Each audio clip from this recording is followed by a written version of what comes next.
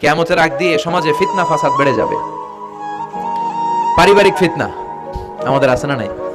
সামাজিক ফিতনা, একটু আওয়াজ করে উত্তর দিবেন। রাষ্ট্রীয় ফিতনা, নারী ঘটিত ফিতনা, খালি ফিতনা আর ফিতনা। আপনি যেদিকে তাকাবেন ওইদিকেই ফিতনা। আপনি চাইলেও আপনার ঈমান বাঁচাতে পারছেন না। আমরা চাই আমার চোখটা হেফাজত করব, পারছি না। ইউটিউবে ঢুকলাম, জাকির নায়েকের লেকচার শুনবো। ইউটিউবে ঢুকলাম, শায়েখ সুদাইসের তেলাওয়াত শুনবো। ওদিকে তেলাওয়াতও বাজে আর নিচে সাজেস্টেড ল্যাংটা ভিডিও আছে না নাই? কই যাবো আমরা? এইভাবে বাঁচাবো আমাদের চোখ? বায়ে অশ্লীলতা দেখে ডানে তাকায়, দেখি ওদিকেও অশ্লীলতা।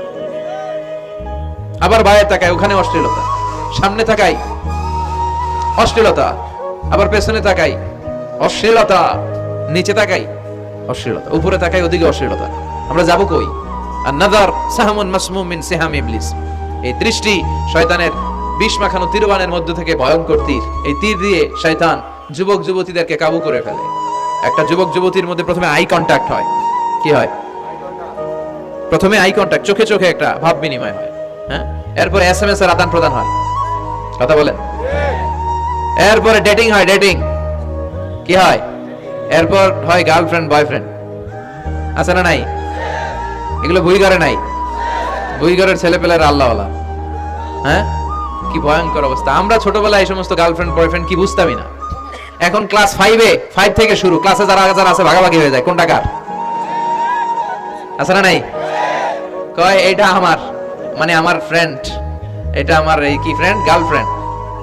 এটা আমার গার্লফ্রেন্ড, তো এটা তোর গার্লফ্রেন্ড। আছে না নাই? আবার এটারে সংক্ষেপ করছে, কয় জিএফ। প্রিয় ভাইরা, এগুলো আমাদের সংস্কৃতি নয়। বিবাহ বহির্ভূত যে কোনো ধরনের নারী পুরুষের সম্পর্ককে হারাম করেছে কে?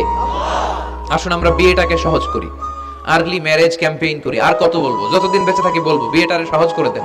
ছেলের বাবা যারা আছেন, মেয়ের বাবা যারা আছেন, বিয়েটা সহজ করে দেন। তা না হলে এই যে 14 ফেব্রুয়ারি গুলো যায়, আছে না নাই? কি নাম? কি বিশ্ব বেহায়া? এগুলো আগে ছিল না। এগুলো সব কিয়ামতের আলামত ছিল, এখন ঠিক কি না?